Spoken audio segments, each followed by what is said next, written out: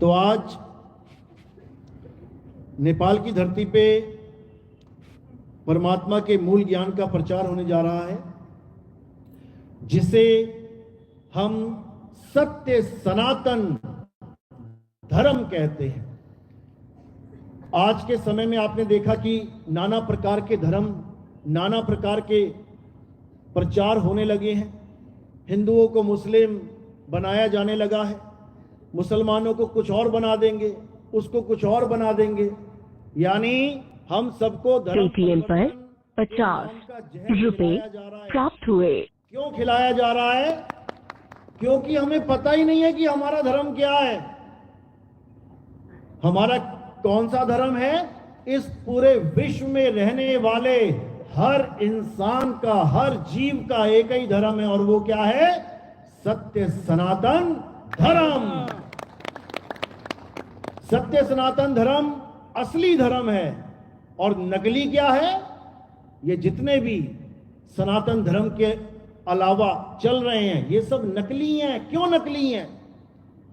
क्यों बोला गया इनको नकली? क्योंकि ये सारे धर्म किसी ना किसी इंसान के चलाए गए हैं, किसी ना किसी इंसान के द्वारा ही ये धर्म अस्तित्व में आए हैं। असल में ये धर्म नहीं, ये पंथ हैं, ये मत है, ये संप्रदाय हैं, ये धर्म नहीं है। धर्म तो सबका एक ही है, सत्य सनातन धर्म। तो एक जयकारा लगाएंगे सत्य सनातन धर्म पे। बोलिए सत्य सनातन धर्म की। अब इस धर्म का गुण भी समझ लो कि क्या गुण है, आखिर ये धर्म है क्या। जैसे हम देखते हैं वस्तुओं के गुण धर्म, तो हमारा धर्म क्या है? जैसे अग्नि का धर्म है जलाना, वायु का धर्म है सुखाना, इसी प्रकार हमारा क्या धर्म है? हम हैं क्या? पहले तो हमें अपना तात्विक ज्ञान होना चाहिए। अग्नि तत्व है तब उसका धर्म आएगा, वायु तत्व है तब बाद में उसका धर्म आएगा। इसी प्रकार हम हैं क्या? पहले हमें यह जानना है, उसके बाद हमारा धर्म आएगा। हम क्या हैं? हम अविनाशी आत्मा हैं। और हमारा धर्म क्या है? हमारा धर्म है अविनाशी, यानी हमारा कभी नाश नहीं होता। हम चाहकर भी मर नहीं सकते, हम चाहकर भी नहीं मर सकते। कोई सोचे कि मैं मर जाऊं, नहीं मरेगा, क्योंकि हमारा धर्म है अमरता। हम अमर हैं, और इसी अमर वस्तु का ज्ञान देने के लिए बड़े बड़े महात्मा, बड़े बड़े संत इस धरातल पे आते हैं। यही समझाते हैं हमें कि हम सब अमर हैं। इसको अच्छे से समझना पड़ेगा, क्योंकि हमारा जो अस्तित्व है वो आत्मा है।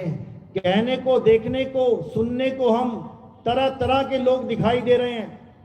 पूरे विश्व में अलग अलग प्रकार के लोग दिखाई दे रहे हैं। उनके शरीर अलग अलग, भाषाएं अलग अलग, रहना सहना, खाना पीना अलग अलग। लेकिन जब हम तत्व रूप में आएंगे तो हम सब एक हैं। हमारा स्वरूप आत्मा है।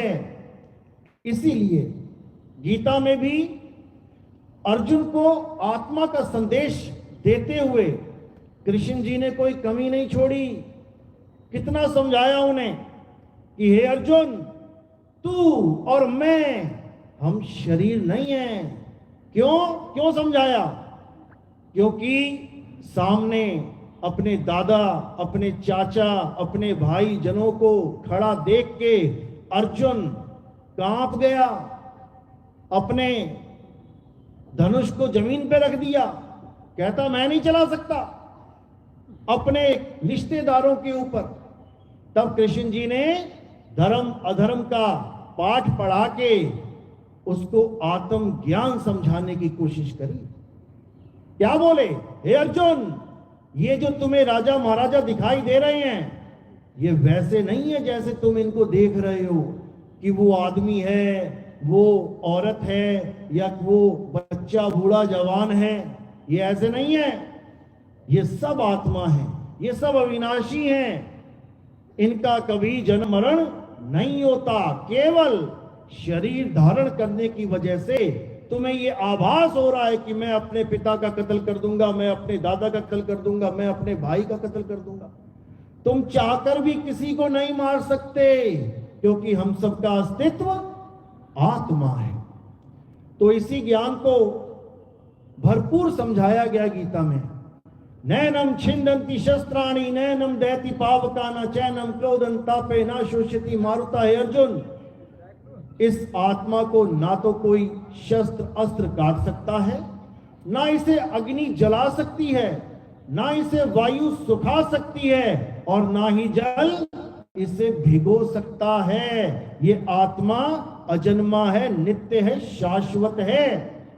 लेकिन आत्मा का ज्ञान हमें ना होने के कारण हम आत्मा को तो किनारे कर देते हैं, और जो हमें चीजें दिखाई देती हैं उसको सत्य मान लेते हैं। क्या दिखाई देता है? ये मंदिर, मस्जिद, गुरुद्वारे, चर्च, ये पेड़ पौधे, ये जानवर, इन सबको सत्य मान के हम इनकी पूजा करने लग जाते हैं। जबकि हमें किसकी पूजा करनी है? हमें केवल और केवल आत्म देव की पूजा करनी है। क्योंकि अगर इस संसार में कोई सत्य है तो वो केवल आत्मा है।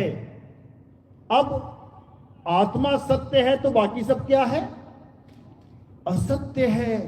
अध्याय 2 16वां श्लोक यही समझाया गया। हे अर्जुन, इस दुनिया में 2 प्रकार के तत्व हैं, एक असत्य तत्व और एक सत्य तत्व। असत्य तत्व क्या है? जो पलता है, जो बनता है और बिगड़ जाता है, जो पल पल बदल रहा है, जो सदा एक सा नहीं रहता, उसे असत्य तत्व कहते हैं। अब क्या है ऐसा जो पल पल बदल रहा है, जन्मता मर जाता है? जब हमें वो समझ में आ जाएगा तो अपने आप असत्य हमारे जीवन से निकल जाएगा।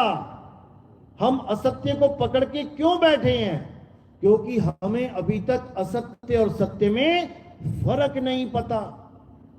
आप देखेंगे नकली नोट चलाने वाले लोग कितनी शातिराना तरीके से नकली नोट को असली जैसा छाप के मार्केट में चला देते हैं। जो दुकानदार भाई हैं, ये जो कोई मार्केट में कभी भी गए होंगे, जीवन में कभी ना कभी एक आधा नोट तो मिल ही जाएगा। नहीं मिला तो अच्छी बात है, नहीं मिला तो अच्छी बात है, लेकिन नकली नोट भी आपके पास चल जाता है। कारण क्या है? क्योंकि आपको असली और नकली में फर्क नहीं पता होता। अब सरकार पूरा गाइड कर रही है, नकली नोट और असली नोट में क्या क्या भेद हैं, क्या क्या असमानताएं हैं, वो सब समझा रही है। और जो उसको अच्छी तरह समझ लेता है तो नोट हाथ में आते ही 5-6 बार वो चेक करता है, अलग अलग 5-6 निशानियों को चेक करता है। और जब उसको समझ में आ जाता है कि हाँ, हर चीज बिल्कुल वैसी ही है जैसा सरकार ने हमें गाइड किया था, तो उस नोट को जेब में रख लेता है। लेकिन अगर किसी को वो भेद ना पता हो, किसी को ये जानकारी ना हो कि नोट में चेक क्या करना है, तो 101% नकली नोट उसके घर तक पहुंच जाएगा। इसी प्रकार हम सत्य और असत्य का अगर निर्णय कर लें, कुछ नहीं करना, किसी के बारे में कुछ गलत बोलने की जरूरत ही नहीं है। आज दूसरों को नीचा दिखा के अपने आप को, अपने धर्म को, अपने मत को ऊंचा रखने की जो बातें चल रही हैं, ये कोई बात करने की जरूरत नहीं पड़ेगी। करना क्या है? सत्य और असत्य में फर्क समझ लेना है। अपने आप समझ जाओगे कि मैं सत्य की राह पे हूं या नहीं हूं। बिल्कुल सिंपल।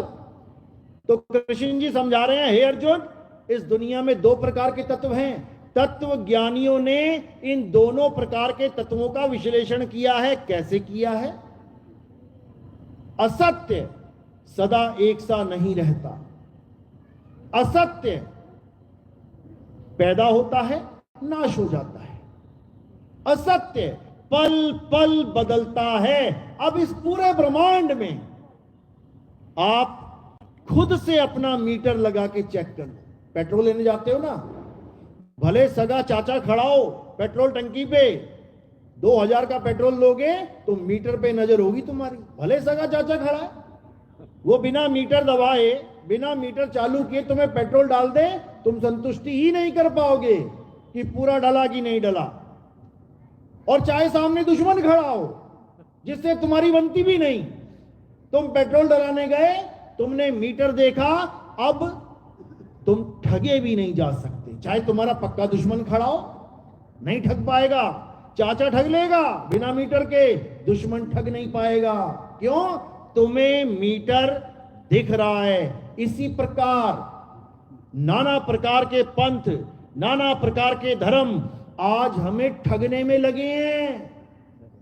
हमारे धर्म को छोटा और अपने धर्म को बड़ा बता के ये सारा जितना भी धर्म परिवर्तन का गंदा खेल चल रहा है पूरे संसार में, ये सब कब बंद होगा? जब हम जागरूक हो जाएंगे, जब हमें पता लग जाएगा कि मीटर होता क्या है, लगता कैसे है। समझ लो, तो मीटर क्या है? मीटर है विवेक। जब तुम्हारा विवेक जाग जाएगा तो तुम हर जगह मीटर लगा लोगे, हर जगह। तो सत्य असत्य में मीटर लगा के देखते हैं, क्या है सत्य, क्या है असत्य। सबसे पहला कि जो पैदा होता है और मर जाता है वो असत्य है। तो क्या है असत्य? ये शरीर, ये पैदा हुआ, मां के गर्भ से आया बाहर, पला बड़ा, खाया पिया, उसके बाद नाश हो गया। असत्य है। अब अगर हम किसी शरीर की पूजा करते हैं तो हम सत्य की पूजा कर रहे हैं या असत्य की? सत्य की या असत्य की? विचार करो। हम शरीर की पूजा कर रहे हैं और शरीर नाशवान है, असत्य है, तो किसके पुजारी हो गए?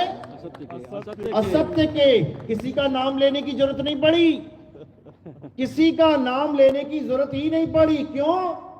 क्योंकि ये मीटर किसी नाम पे नहीं लगाया जा रहा है कि वो सत्य है या वो सत्य है। यहां पर तत्व की बात चल रही है कि ये तत्व सत्य है या असत्य है। बिल्कुल सिंपल, किसी का नाम लेने की जरूरत नहीं पड़ी और सत्य का ज्ञान हो गया। अब जितने भी शरीरों की पूजा चल रही है इस दुनिया में, अपने आप अपनी बुद्धि लगाओ, नाम लेने की जरूरत नहीं पड़ेगी। अगर तुम किसी भी शरीर की पूजा कर रहे हो तो तुम असत्य की पूजा कर रहे हो। हे अर्जुन, ये काया असत्य है, ये शरीर नाशवान है, परमात्मा नाशवान नहीं है। परमात्मा अविनाशी है, इसलिए नाशवान शरीरों की पूजा करनी छोड़ दो। अब आगे चलते हैं। जो कभी एक सा नहीं रहता, पल पल बदल जाता है, अब उस पे मीटर लगाते हैं क्योंकि पूजा उसकी भी चल रही है।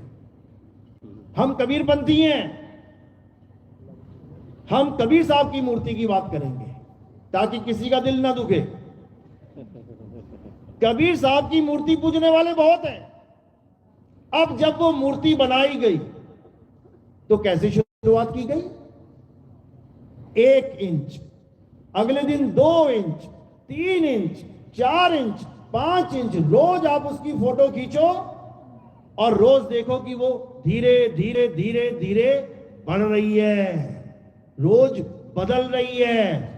और जब पूरी हो गई तुमने उसको पेंट वेंट करके मंदिर में लगा दिया, बन गया कबीर साहब का मंदिर, बन गई कबीर साहब की मूर्ति। अब जो रोज बदल रही है, क्या वो सदा एक सी रहेगी? कभी नहीं रहेगी। थोड़े दिनों में देखोगे रंग फीका पड़ने लग जाएगा, थोड़े दिनों में देखोगे कहीं ना कहीं से टूटने लग जाएगी, थोड़े दिनों में देखोगे जर्जर अवस्था में आ जाएगी, यानी वो सदा एक सी नहीं है। तो हम अगर मूर्ति की पूजा कर रहे हैं तो सत्य की पूजा कर रहे हैं कि असत्य की? लगाओ दिमाग। असत्य की। कबीर साहब की मूर्ति सदा एक सी नहीं रहेगी। क्यों? क्योंकि वो बनाई जा रही है। जो चीज बनेगी वो जरूर एक दिन बिगड़ेगी, खत्म हो जाएगी। अब और आगे चलते हैं। लोग पेड़ों की, जानवरों की पूजा करते हैं। कोई भी पेड़ ले लो, लगाओ उसको, आज बीज है, फोटो खींचो, जमीन ही जमीन दिखेगी, बीज नहीं दिखेगा। थोड़े दिनों में अंकुरित होकर हल्का सा ऊपर उठेगा, फोटो खींच लो। उसके बाद एक पत्ती, दो पत्ती, तीन पत्ती, चार, देखते देखते देखते वो पूरा पेड़ बन जाएगा, पौधा बन जाएगा। रोज फोटो खींच रहे हो, रोज बदल रही है। तो जो चीज रोज बदल रही है वो सत्य है या असत्य है? असत्य है। यानी रोज बदलने वाली चीज की पूजा करने वाला कभी सत्य को जान ही नहीं सकता। अब और आगे चलते हैं। अब नाम में आ जाते हैं। जो लोग कहते हैं कि नाम जपोगे तो मुक्ति मिलेगी, अब नाम पे मीटर लगा लेते हैं कि कौन सा नाम सत्य है और कौन सा असत्य। अब हम आते हैं, कबीरपंथी हैं हम लोग, कबीर नाम पे आते हैं। अगर नाम बदल जाए तो वो असत्य है, और सदा एक सा रहे तो वो सत्य है। अब देखो, जैसे ही हमने नाम जपना शुरू किया कबीर, तो शुरुआत कहां से हुई? कबीर। एक सा रहा कि बदल गया? एक सा रहा कि बदल गया? बदल गया। इसका मतलब ये नाम भी मायावी है, क्योंकि माया का गुण है बदलना। संतों जो बदले सो माया, जो बदले सो माया। अब इसी नाम के हिसाब से सारे नाम लगा के देख लेना, जो जो आप जप रहे हो। अगर नाम बदल रहा है तो वो असत्य है, और अगर नाम एक सा रहे तो वो सत्य है। इसीलिए हमारे झंडों पे क्या लिखा हुआ है? सतनाम। सतनाम यानी जो सदा सदा से अखंड है। जो अखंड होगा वो कभी बदलेगा नहीं, बदलेगा नहीं। अखंडता का मतलब ही ये होता है जो कल था वैसा ही आज है और वैसा ही सदा रहे, उसे अखंड कहते हैं। और जो बदल जाए उसे पाखंड कहते हैं। पाखंड का मतलब क्या होता है? बड़ा बुरा लगता है ये शब्द। कोई कह देना अरे पाखंडी है, एकदम लगेगा अरे यार ये क्या बोल दिया इसने मुझे। इसको समझो, इसका नाम पाखंड क्यों रखा गया है?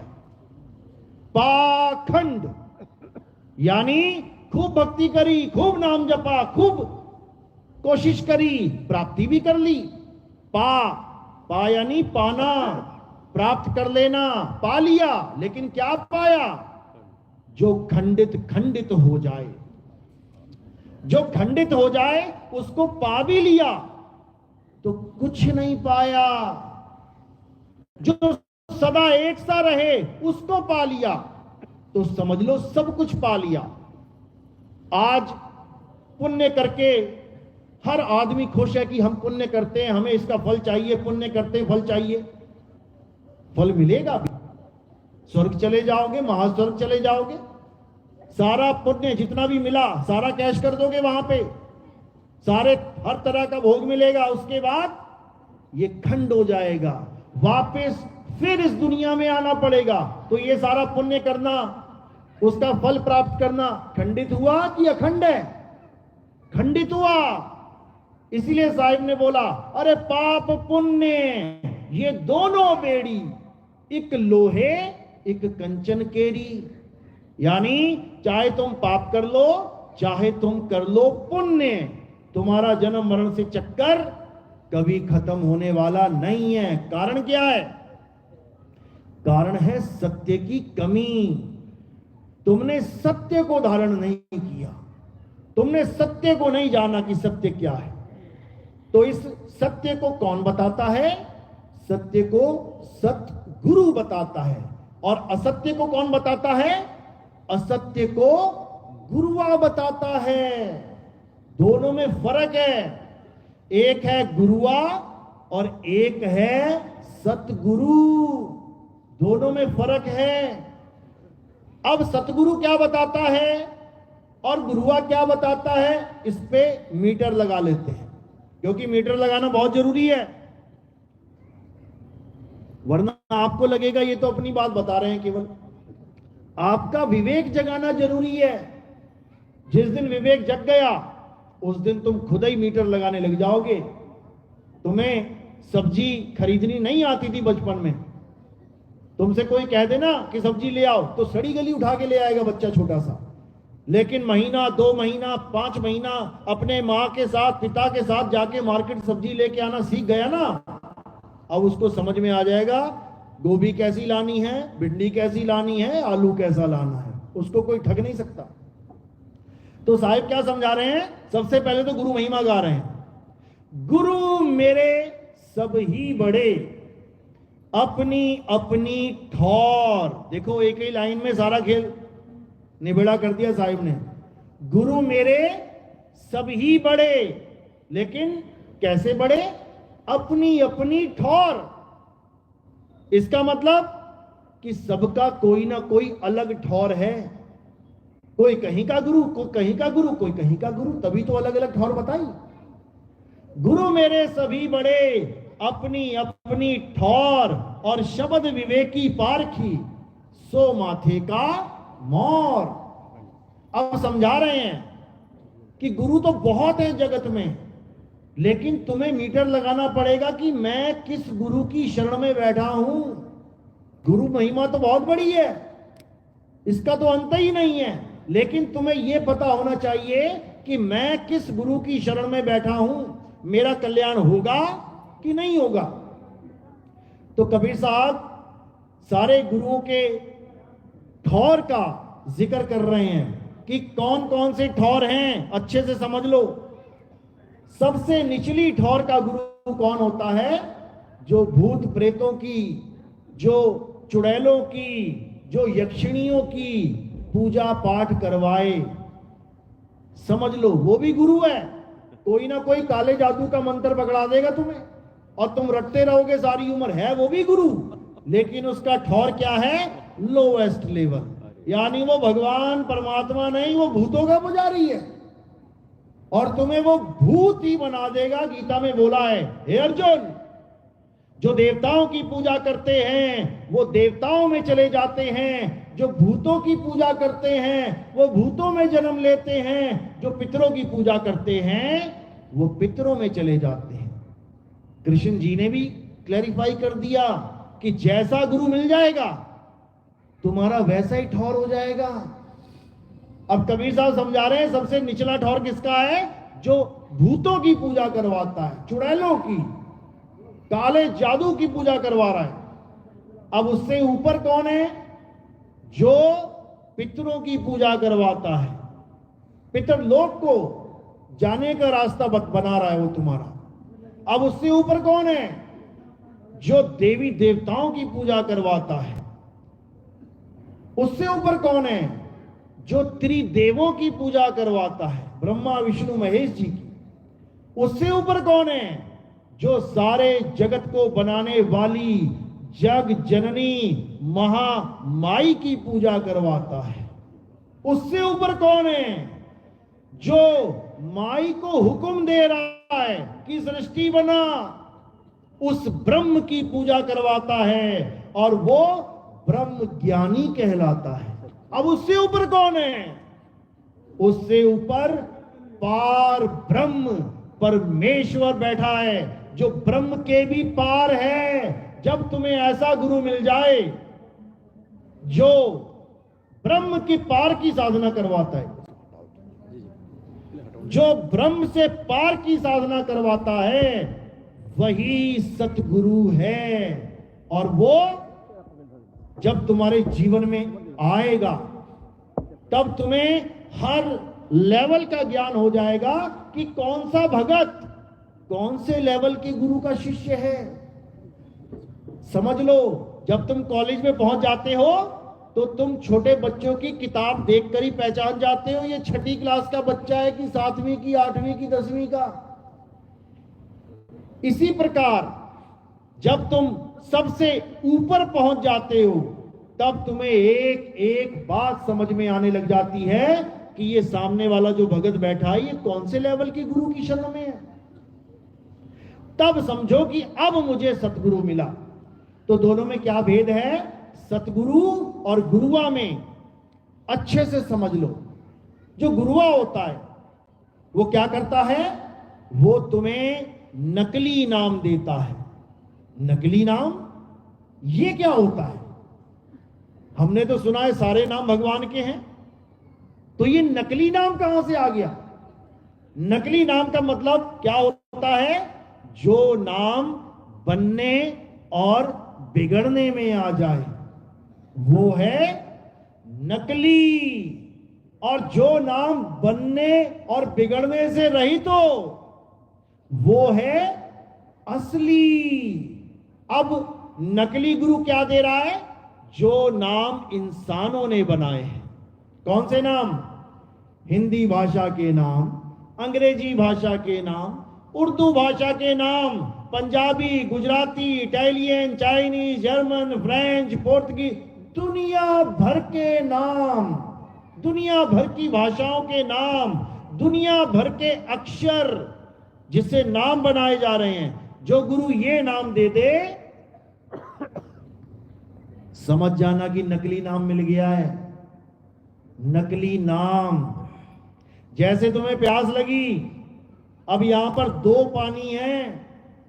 एक पानी जो ग्लास में पड़ा है और एक पानी जो तुम्हारे मुंह से निकल रहा है। देखो, पानी कहां से निकला? मुंह से निकल रहा है। पानी निकला ना मुंह से, पानी। लेकिन इससे प्यास नहीं बुझेगी। ये नकली पानी है, ये नकली पानी है। नकली, असली कहां है? असली गिलास में पड़ा है। प्यास इससे बुझेगी और इसको पीने के लिए एक बार भी पानी नहीं बोलना पड़ेगा। ये पहचान है, ये पहचान है सत्य सत्य की। समझ लो। अभी और खुल के समझाते हैं। ये पानी एक है, ये पानी एक है, लेकिन जितने देशों में जाओगे इसके नाम अनेक हो जाएंगे। पानी एक ही है लेकिन इसके नाम जल, वाटर, नीर, तोय, और जितने देशों में जाओगे अलग अलग देशों में अलग अलग नाम बन जाएगा इसका। पानी एक ही है। अब झगड़ा क्या है? जो नकली गुरु होगा, गुरुआ होगा, वो तुम्हें पानी के नाम जपवाएगा, नाम देगा पानी के। जपो बेटा, पानी पानी, जल जल, वाटर वाटर। अलग अलग देशों में जो गुरु बैठे हैं वो इसी पानी के नाम जपवाएंगे, जिसको हम 52 अक्षरी नाम कहते हैं। सबसे पुरानी भाषा में देखोगे आप, संस्कृत भी आती है, तो कितने अक्षर है संस्कृत में? 52 अक्षर। किसने बनाए? किसने बनाए? ये आदि मानव ने बनाए। जब आदि मानव इस संसार में आया, ना कोई कपड़े, ना कोई भाषा, कुछ नहीं, जानवरों की तरह रहता था। यह भी नहीं पता था कि आग नाम की कोई चीज होती है। पत्थर से पत्थर टकराया तब आग को जान पाया। ये सारे नाम उसी ने बनाए हैं। धीरे धीरे बुद्धि विकसित हुई, मुंह से निकलने वाले सब नामों को लिपिबद्ध करना शुरू कर दिया। तो हिंदुस्तान में रहने वाले आदि मानवों ने कितने बनाए? 52 अक्षर। और अंग्रेज यानी कि इंग्लैंड, अमेरिका में रहने वाले आदि मानवों ने कितने बनाए? 26 अक्षर, यानी उनकी भी बुद्धि हमसे आधी थी, नहीं तो वो भी 52 बना देते, नहीं बना पाए। इसीलिए भारत को विश्व गुरु कहते हैं, इसीलिए क्योंकि 52 अक्षरों को खोजा गया वहां पे, और अंग्रेज बेचारे 26 पे ही रह गए। अब इन्हीं अक्षरों के द्वारा दुनिया भर के नाम रखे गए, दुनिया भर के नाम। ये जितनी भी चीजें आप देख रहे हो संसार में, हर चीज की नाम आपके दिमाग के अंदर है। कुछ भी देख लो, टेंट, खंबे, कैमरा, दरी, चादर, चप्पल, जूता, ये सारे नाम कहां से आए? इन्हीं 52 अक्षरों के द्वारा। अगर आ आ ई ई, का खा गा, ये सब हटा दिया जाए तो सारे नाम अपने आप खत्म हो जाएंगे, अपने आप खत्म हो जाएंगे। तो अधूरे गुरु ने क्या किया? ये सारे नामों को पकड़ लिया और अपने शिष्यों को नाम जाप करवाने लगा, नाम जपवाने लगा। किसी ने जल बोल दिया, किसी ने वाटर, किसी ने तोय। अब पकड़ के तो अक्षर ही बैठे हैं सारे, लेकिन अक्षरों में भी लड़ाई है। तेरे वाले अक्षर से गला गीला नहीं होगा, मेरे वाले अक्षर से गला गीला होगा। यानी इस गुरु के मंत्र से मुक्ति नहीं मिलेगी, उस गुरु के मंत्र से मुक्ति मिलेगी। और देख क्या रहे हैं दोनों? 52 अक्षर, 52 अक्षर। एक ने दे दिया जल, जा और ला, 2 अक्षर। एक ने दे दिया पानी, ई की मात्रा लगा के दे दी 2 अक्षर। अब वो कह रहा है जल जल से मुक्ति होगी, वो कह रहा नहीं पानी से मुक्ति होगी। एक बार और आ गया बंदा, कहता वाटर से मुक्ति होगी। यानी सब अपने अपने अक्षरों को लेके गुरु बन बैठे। और जो असली पानी था, जो असली जल था, जो ग्लास के अंदर है, उसको वो जान नहीं पाए। तो असली जल क्या है? हमारा आत्म स्वरूप। और नकली क्या है? ये जितने नाम हम जप रहे हैं ये सब नकली है। तो साहिब समझा रहे हैं, अरे गुरुआ तो घर घर फिरे और कौड़ी केर 50, अपने रूप की खबर नहीं और शिष्य करण की आस।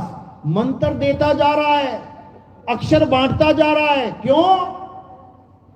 क्योंकि गुरुआ है, नहीं जानता अपने सत्य स्वरूप को।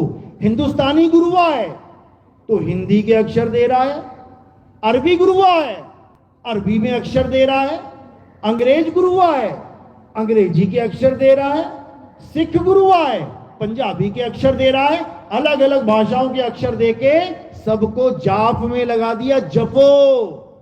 और साहिब क्या कह रहे हैं? मोको कहां ढूंढे रे बंदे, मैं तो तेरे पास में, ना मंदिर में, ना मस्जिद में, ना काबे कैलाश में, अरे ना मैं जप में। कर दिया खंडन, सारे जप का खंडन कर दिया कि कोई नाम जपने की जरूरत नहीं है। पानी पानी पानी पानी पानी, जल जल वाटर वाटर करने की जरूरत नहीं है। तो क्या करना है? केवल अपने पानी को जानो कि वो है कहां और उसको पी लो और तुम्हारा गला गीला हो जाएगा। सारे झगड़े इस संसार में अगर धर्म के नाम पे हैं तो वो किस कारण है? इन्हीं अक्षरों के कारण। मैं हिंदू हूं, हिंदू मतलब हा, ई की मात्रा, ना और दू, हिंदू। अगर ये अक्षर ना होते, का खा गागा यारा लावा हा शक नहीं होते, तो आप हिंदू कैसे होते? कोई कह रहा मैं मुसलमान हूं, अगर ये अक्षर ना होते, पा फा बा भा मा, ये लाइन ना होती तो मुसलमान का मां कैसे होता? या रा ला वा शा सा, अगर ये लाइन ना होती तो मुसलमान का सा कहां से लाते? इसी प्रकार कोई कहे मैं ईसाई हूं, तो ये ई सा ई अक्षर ना होते तो तुम क्या होते? ये सारे अक्षरों का ऐसा जाल बुन चुका है इस संसार में, और सब के सब इन्हीं अक्षरों के पीछे लड़ रहे हैं, मर रहे हैं, कट रहे हैं। मैं हिंदू, मैं मुसलमान, मैं सिख, मैं ईसाई, कोई नहीं कह रहा कि मैं इंसान हूं। अपने असली धर्म को भूल गया, इंसानियत को भूल गया, अब हिंदू मुस्लिम सिख ईसाई में बट गया और कह सब यही बात रहे हैं कि अल्लाह एक है, वाहिगुरु एक है, भगवान एक है, गॉड एक है। अच्छी बात है, तो लड़के हो रहे हो। तो धर्म परिवर्तन की बात कहां से आ गई? जब अल्लाह वाहिगुरु गॉड एक है, जब जल वाटर पानी नीर तोए एक है, तो फिर झगड़ा किस बात का है? झगड़ा है अज्ञानता का। अरे जो जल बोल के पानी को जल कह रहा है, तू जल बोल ले, कोई बात नहीं, लेकिन पानी पी लेना। जो वाटर बोल रहा है, ठीक है, तू वाटर में खुश रह, लेकिन वाटर पी लेना, सारी उम्र वाटर वाटर करते ही ना मर जाना। दिक्कत ये है। यानी कोई किसी भी धर्म में है, इससे कोई मतलब ही नहीं है। मतलब किससे है? अपनी आत्मा को जानो। हे अर्जुन, अध्याय 3 17वां श्लोक क्या कहता है गीता का? हे अर्जुन, जो अपनी आत्मा में रमण करते हैं, जो अपनी आत्मा में तृप्त हैं, जो अपनी आत्मा में संतुष्ट हैं, उनके लिए कोई धार्मिक कर्म कर्तव्य लागू ही नहीं होता।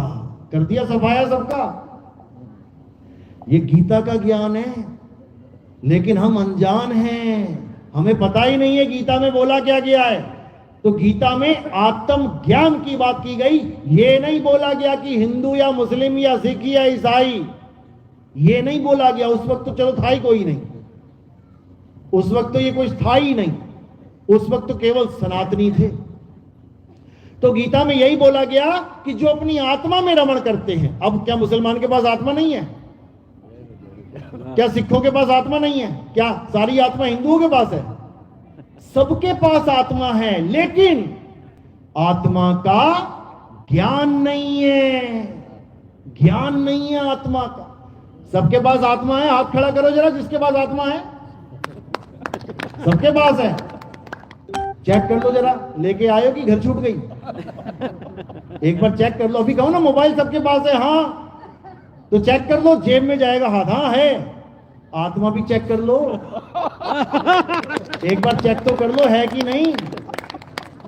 लगाओ, अभी कहे ना इस बोर्ड में करंट है कि नहीं, अभी बताता हूं। उठा के टेस्टर लगा लिए, लाइट जल गई है। इसी प्रकार सबके पास आत्मा है, लगाओ टेस्टर। कैसे साबित करोगे आत्मा है? कैसे साबित करोगे? अरे तुम यहां तक चल के आए हो, बैठे हुए हो, हंस रहे हो, बोल रहे हो, इसका मतलब आत्मा है। और रास्ते में कहीं आत्मा ने शरीर छोड़ दिया होता तो बिना आत्मा के आ जाते यहां पे? वहीं पड़े रहते, इंतजार कर रहे होते कोई आए, उठाए और शमशान घाट ले जाए। तो कहने का मतलब वो आत्म वस्तु हम सबके पास है, लेकिन किसको ज्ञान है आत्मा का? तुम्हारी आत्मा कैसी है किसको पता? हाथ खड़ा करो।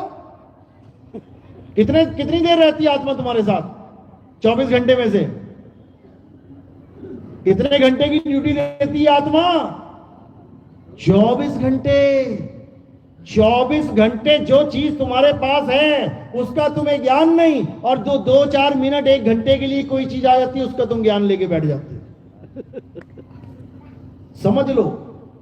तो क्या है असली वस्तु? हे अर्जुन, ये आत्मा ही सत्य है, जिसके कारण ये असत्य रूपी नाशवान शरीर चल रहा है, बोल रहा है, खा रहा है, पी रहा है, सब कुछ कर रहा है। ये नाशवान शरीर असत्य है और अविनाशी आत्मा सत्य है। इसी आत्मा में रमण करना है। कोई राम राम, कोई कबीर कबीर, कोई अल्लाह अल्लाह, कोई वाहिगुरु वाहिगुरु, कोई किसी का जाप करने की जरूरत नहीं है, क्योंकि इसी आत्मा के द्वारा सारे नाम निकलते हैं। ये आत्मा है तो तुम्हारे मुंह से निकलेगा जय श्री राम। ये आत्मा है तो तुम्हारे मुंह से निकलेगा अल्लाहू अकबर। ये आत्मा है तो तुम्हारे मुंह से निकलेगा बोले सो निहाल। और जब ये आत्मा है तभी तुम्हारे मुंह से निकलेगा हालेलुया। और ये आत्मा नहीं है तो क्या बोलोगे? निकलेगा कुछ? यानी जिसकी वजह से सब निकल रहा है उसको जानते नहीं, और जो दिन भर निकाल रही है उन अक्षरों को पकड़ के बैठ गए हो। समझो, जिन अक्षरों को ये आत्मा घड़ी घड़ी निकाल रही है, पूरा दिन बुलवा रही है, उन अक्षरों को पकड़ के बैठ गए हो। और जो सबका मूल है, सारे धर्मों के सारे नामों को बोलने के लिए जिस आत्मा की जरूरत है उसको तुम जानते नहीं। इसीलिए अर्जुन को यह समझाया गया। अध्याय 4 34वां श्लोक क्या बोले गीता में? कहते हे अर्जुन, जिस आत्मा की मैं तुम्हें बात बता रहा हूं, जैसे मैं तुम्हें बात बता रहा हूं आत्मा की, सब सुन रहे हो, सबने सुन लिया, कान सबको दिया, परमात्मा ने सुन लिया, आत्मा आत्मा आत्मा आत्मा आत्मा सुन लिया, तो पता लग गया आत्मा कैसी होती है? नहीं पता लगेगा। इसी प्रकार अर्जुन ने भी सुना, अध्याय 2 खत्म हो गया, आत्मा का भरपूर जोरदार प्रचार अध्याय 2 में किया गया, लेकिन अर्जुन के पल्ले कुछ नहीं पड़ा। अगर अध्याय 2 में अर्जुन हर बात समझ जाता तो अध्याय 3 होता ही नहीं। लेकिन अध्याय 3 भी आया, 4 भी आया, 5 भी आया, 18 पूरे हो गए। समझ लो। तो जिस आत्मा के बारे में मैं तुम्हें बता रहा हूं, तुम भले सुन रहे हो, लेकिन तुम्हें आत्मा का ज्ञान सुनने से नहीं हो सकता। जैसे मैं तुम्हें यह कह दूं कि पंखे को चलाने के लिए करंट की जरूरत होती है, ज्ञान तो हो गया कि पंखा कैसे चलेगा, करंट से। लेकिन मेरे करंट बोलने पर क्या तुम्हें पता लग गया कि करंट क्या होता है? ऐसे कौन लोग हैं जिनको पूरे जीवन में करंट नहीं लगा? कोई है जिसको कभी करंट नहीं लगा? हाथ खड़ा करो। सब करंट खाए बैठे हैं यहां पे।